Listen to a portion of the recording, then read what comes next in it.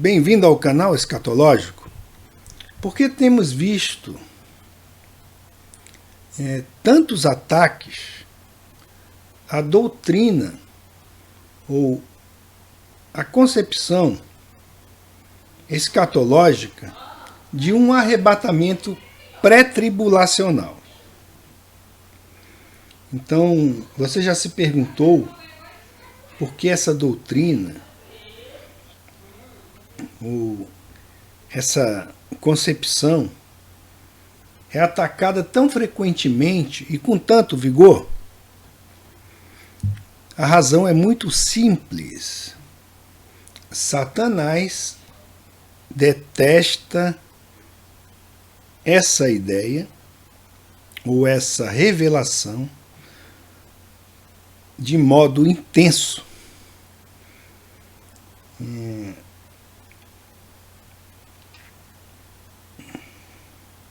Os inimigos do arrebatamento pré-tribulação, eles sentem repulsa, ok? Eles sentem repulsa, uma após a outra, que eu tenho notado isso, quando debatem, né, com algum pré-tribulacionista. E, na verdade,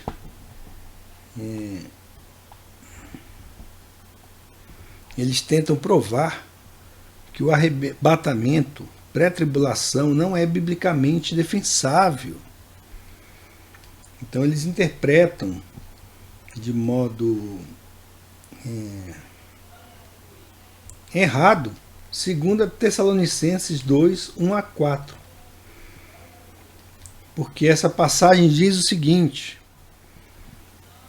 Então a passagem diz: Ora, irmãos, rogamo-vos, pela vinda de nosso Senhor Jesus Cristo e nossa reunião com Ele, que não vos movais facilmente do vosso entendimento, nem vos perturbeis, quer por espírito, quer por palavra, quer por epístola, como de nós, como se o dia de Cristo estivesse já perto.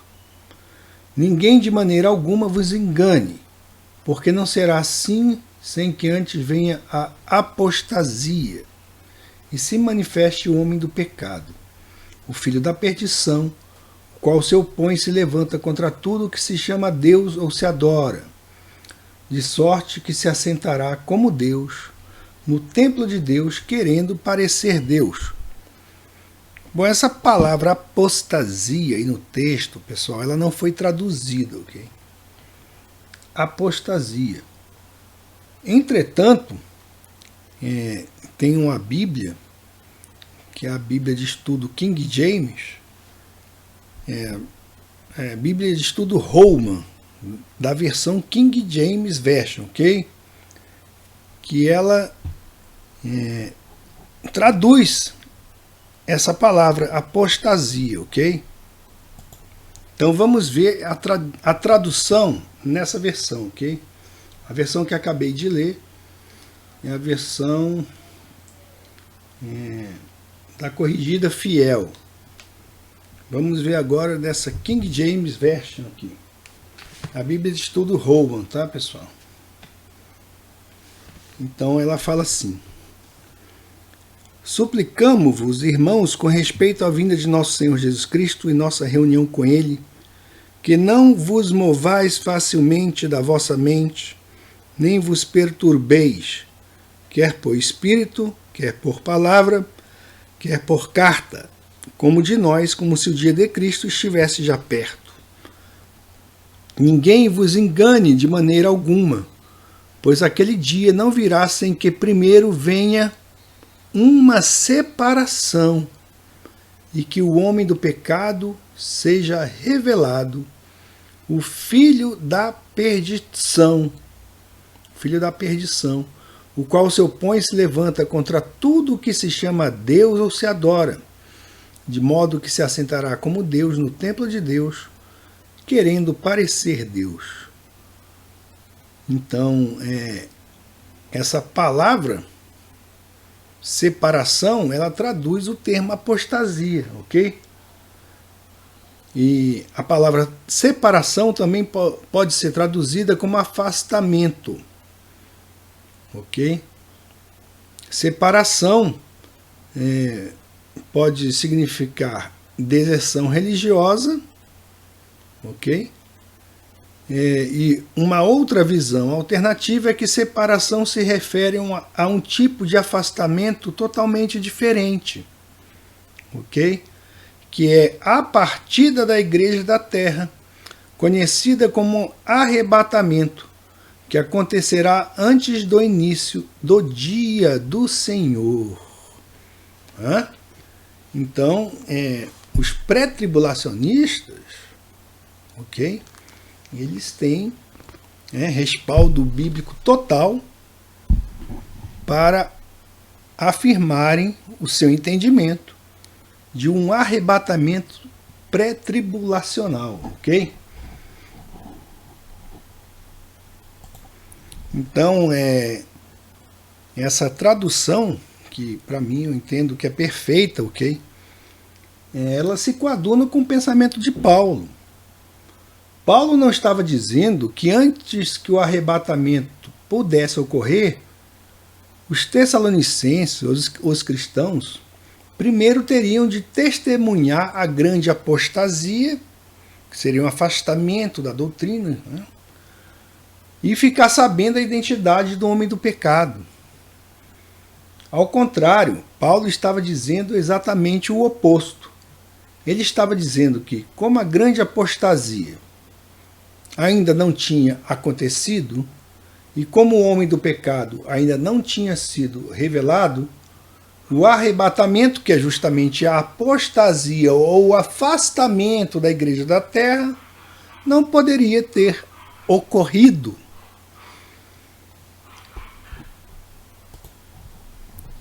Então vamos aqui colocar os argumentos favoráveis ao arrebatamento pré-tribulação. E a Bíblia é clara, ok? Romanos 8:1 diz o seguinte: agora nenhuma condenação há para os que estão em Cristo Jesus, que não andam segundo a carne, mas segundo o Espírito. Então o preço para a nossa salvação, ou da nossa salvação, já foi pago, né? Então você não precisa ir fazer penitência não, meu irmão. Ajoelhar no milho, ok? Crê no Senhor Jesus e serás salvo, tu e tua casa. Então a noiva de Cristo não vai passar pela tribulação, pois Cristo já tomou sobre si mesmo a ira de Deus a favor dela. Não é isso que diz as Escrituras? Não é isso que a Escritura fala? Que somos salvos, né? Lavados no sangue do Cordeiro. Então, como a igreja pode precisar pagar uma dívida que o Filho de Deus já pagou? Pensa aí. Isso é possível? Então, alguém vai lá e paga a sua dívida, você chega, não, eu quero pagar de novo. Não vou receber, já está pago. Certo? E Cristo, ele vai retornar 2 vezes em sua segunda vinda. Em sua primeira vinda, Cristo foi visto pelo mundo e depois pela igreja. Em sua primeira vinda. Em sua segunda vinda, ele será visto primeiro pela igreja e depois pelo mundo. Na primeira parte de sua segunda vinda, quando ele vem como a estrela da alva, chamará a igreja da terra. Essa apostasia, essa separação. O apóstolo Pedro está se referindo à primeira parte da segunda vinda, quando fala da estrela da alva Cristo, nascendo no coração de todos os fiéis cristãos, até que o dia amanheça e a estrela da alva apareça em vossos corações. 2 Pedro 1,19. Então está aqui. Na primeira vinda, Jesus veio ao mundo, o mundo vê. Jesus veio novamente após sua ressurreição, a igreja o vê. O Calvário, Cristo sofre pelos nossos pecados, né? E Cristo sofreu uma única vez, né? E o sacrifício dele foi eficaz de uma vez para sempre, não se repete. Então, na segunda vinda, Jesus vem para a sua igreja, a igreja o vê. Aí vem a grande tribulação, o mundo sofre por causa de seus pecados. E Jesus vem para o mundo o vê. É desta forma, ok? Então vejam bem, estudem este esquema aqui, ok? Está aí bem claro e bem explicado.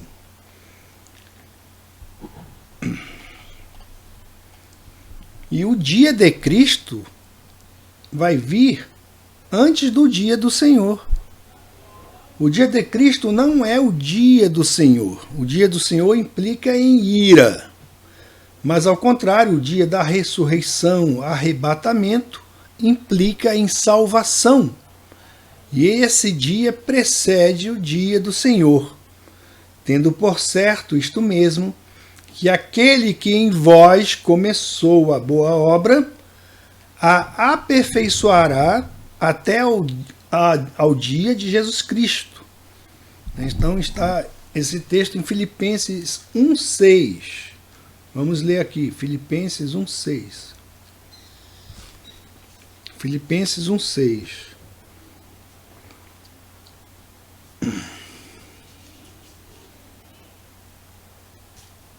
Aquele que começou a boa obra em vós, a realizará até ao dia de Jesus Cristo.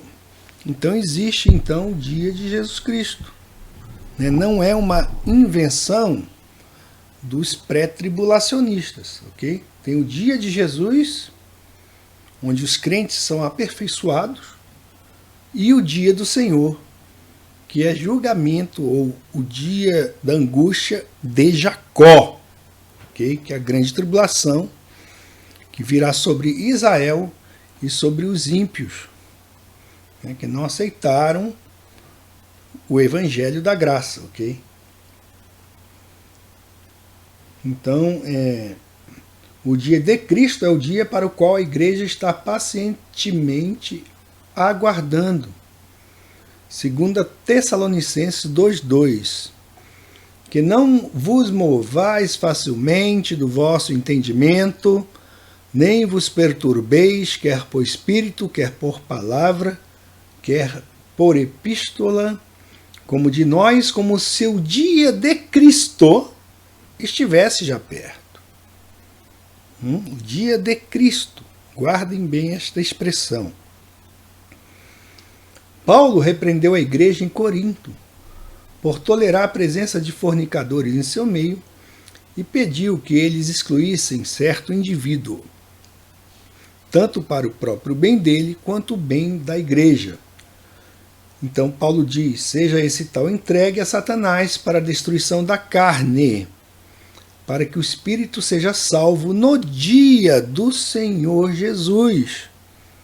Mais uma vez aparece em 1 Coríntios 5,5 a expressão o dia do Senhor Jesus. Era possível que aquele indivíduo caísse em si e se arrependesse de seu pecado, para que o espírito seja salvo no dia do Senhor Jesus.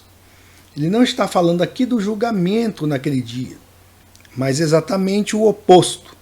O dia do Senhor Jesus é o dia da redenção, quando a igreja é tirada da terra pelo Espírito Santo. É a apostasia com relação ao significado, afastamento da igreja do mundo. As palavras, seja anátema, maranata, que significa o seguinte: que seja amaldiçoado, o Senhor está vindo. A ira por vir, é para aqueles que são anátema, separados para a destruição, enquanto aqueles que são salvos vivem diariamente na oração do regozijo, Maranata, o Maranatá, o Senhor está vindo. Se alguém não ama ao Senhor Jesus Cristo, seja anátema, Maranata. 1 Coríntios 16, 22. O significado técnico de anátema é colocado de lado por Deus para destruição, sendo a condição natural de todos os que rejeitam o dom da salvação. Assim, Paulo não está pedindo que eles sejam amaldiçoados, mas que a terrível condição deles seja reconhecida. Ao mesmo tempo, ele os lembra de seus próprios estados de bem-aventurados e que, como herdeiros da salvação, sempre deveriam ter em mente que o Senhor Jesus está vindo. Paulo lembrou a Tito que todos os fiéis cristãos estão aguardando a bem-aventurada esperança e o aparecimento da glória do grande Deus e nosso Senhor Jesus Cristo. Tito 2,13, que é no dia do Senhor Jesus, né? Em sua primeira carta aos Tessalonicenses, ele conecta diretamente o aparecimento da glória de Cristo com o livramento da igreja da ira do dia do Senhor e esperar dos céus o seu Filho, a quem ressuscitou dentre os mortos, a saber, Jesus, que nos livra da ira futura. 1 Tessalonicenses 1,10. Então, temos essa promessa de estarmos livres da ira futura que vai se abater sobre a terra. Isto mostra conclusivamente que, vivendo na bem-aventurada esperança, a igreja aguarda em oração pelo dia de Cristo e não o dia do Senhor, que vem depois dele.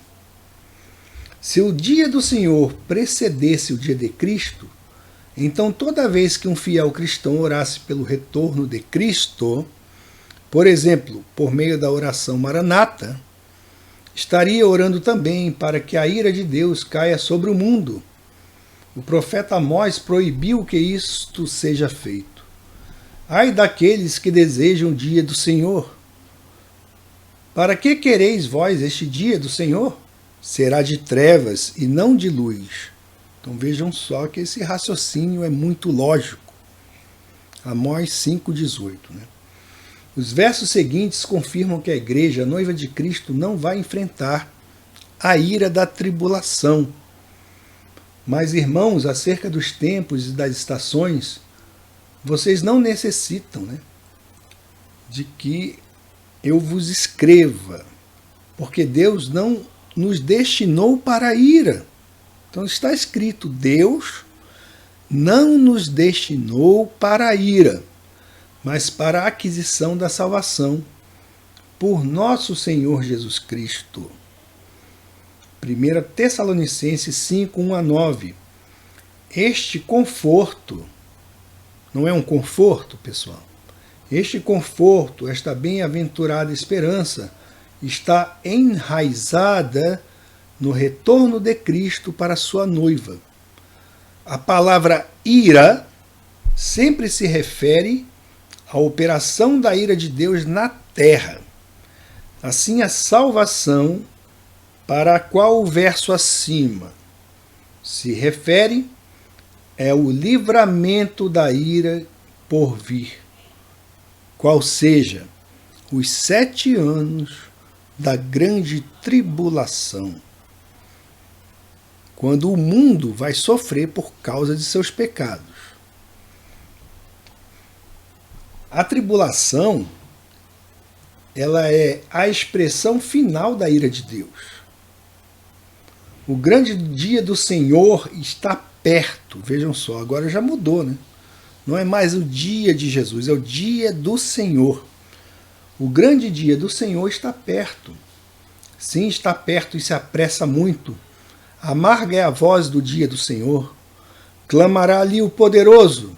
Aquele dia será um dia de indignação, dia de tribulação e de angústia, dia de alvoroço e de assolação, dia de trevas e de escuridão, dia de nuvens e de densas trevas, dia de trombeta e de alarido contra as cidades fortificadas e contra as torres altas. E angustiarei os homens que andarão como cegos, porque pecaram contra o Senhor. E o seu sangue se derramará como pó, e a sua carne será como esterco. Nem a sua prata, nem o seu ouro os poderá livrar no dia da indignação do Senhor.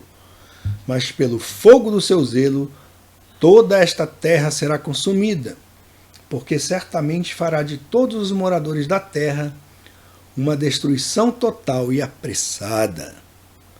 Então esse texto se encontra no livro de Sofonias, capítulo 1. A ira de Deus que cairá sobre toda a terra é descrita como o grande dia do Senhor. Esse dia está sendo reservado pacientemente por Deus até o fim dos tempos.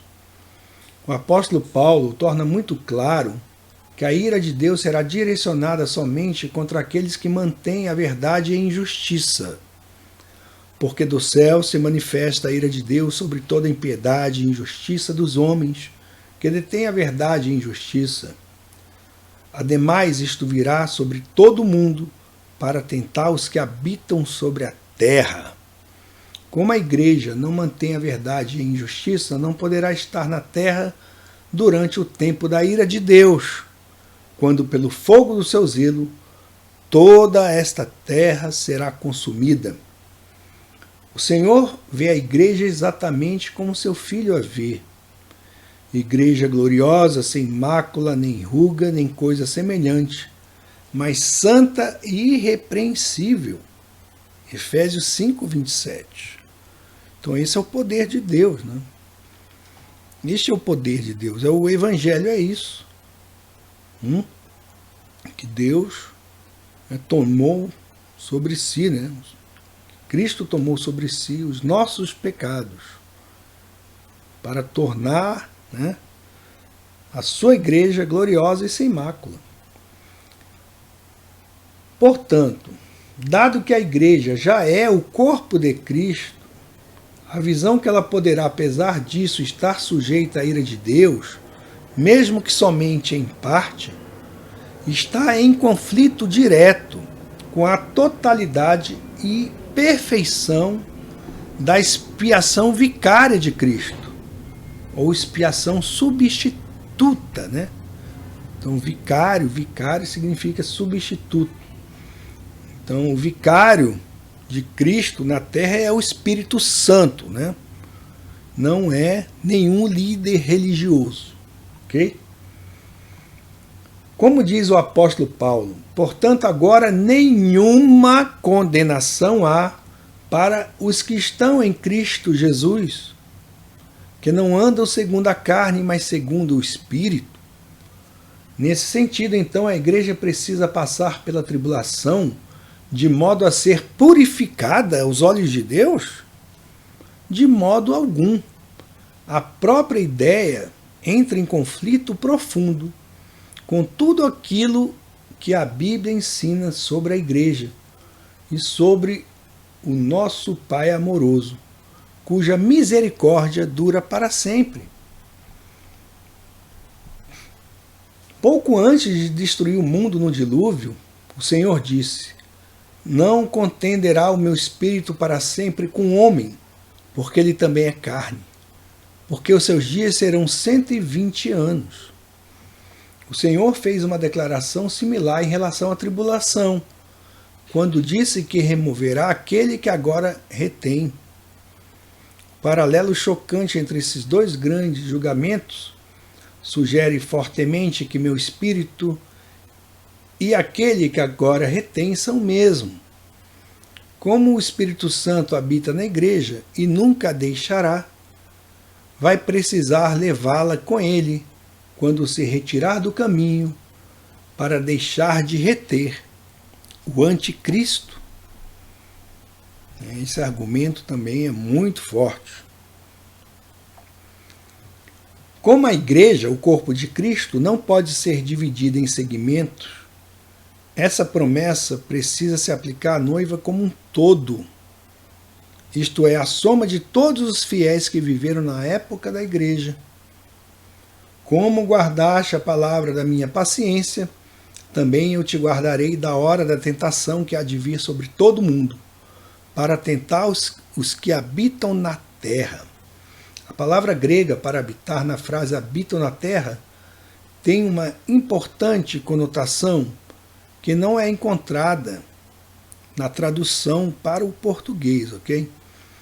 A palavra grega mais usual é oikeo, que significa simplesmente habitar, enquanto que a palavra usada por João é katoikeo, que significa habitar permanentemente. Ela é usada, por exemplo, para descrever a plenitude da divindade que habita em Cristo. Colossenses 2,9. Portanto, aqueles que habitam na terra são aqueles que veem a terra como seu verdadeiro lar. Como tais, eles são cidadãos da terra por escolha própria, em contraste com os fiéis cristãos, cuja cidade está nos céus. Filipenses 3,20. A segunda parte da segunda vinda de Cristo, quando ele derrota o anticristo, é precedida por sinais muito específicos. Entretanto, o arrebatamento dos santos da época da igreja pode vir a qualquer momento, sem qualquer advertência prévia. Porque vós mesmos sabeis muito bem que o dia do Senhor virá como ladrão de noite. Obviamente, se este é o caso, o arrebatamento precisa ocorrer antes dos chocantes eventos que assinalarão o início dos 7 anos da tribulação. As Escrituras nos dizem que a ressurreição dos fiéis da época da igreja ocorrerá no mesmo dia do arrebatamento. Paulo disse a Timóteo que 2 falsos mestres, Himeneu e Fileto, estavam ensinando que a ressurreição já tinha acontecido. Se isso fosse verdade, então o arrebatamento também teria ocorrido. O fato que alguns fiéis cristãos foram enganados por esse engodo é prova que os cristãos primitivos sabiam que a ressurreição, exatamente como o arrebatamento, poderia ocorrer a qualquer momento e não será anunciado por sinais proféticos. Como a ressurreição é um evento iminente, então assim também o é o arrebatamento, e ambos precisam ocorrer antes da tribulação de 7 anos. Então, a tribulação de 7 anos está relacionada tanto com o julgamento do Israel rebelde, do qual um remanescente será preservado, e o julgamento das nações gentias rebeldes, das quais um remanescente será preservado. A igreja não tem papel nem lugar em nenhum desses programas tumultuosos.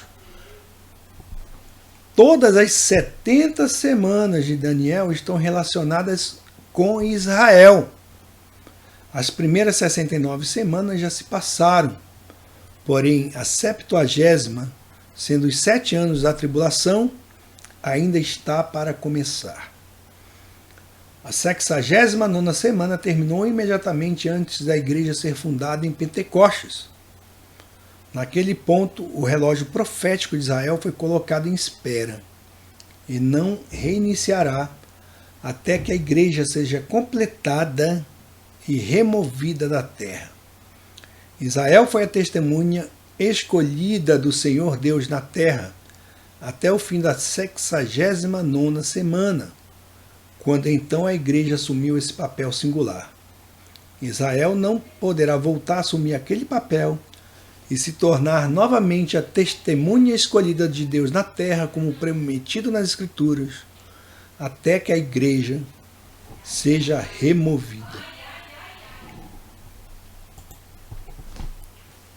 Então continuaremos a falar desse assunto em um segundo vídeo, ok? Fica a dica. Porque temos visto tantos ataques à concepção relacionada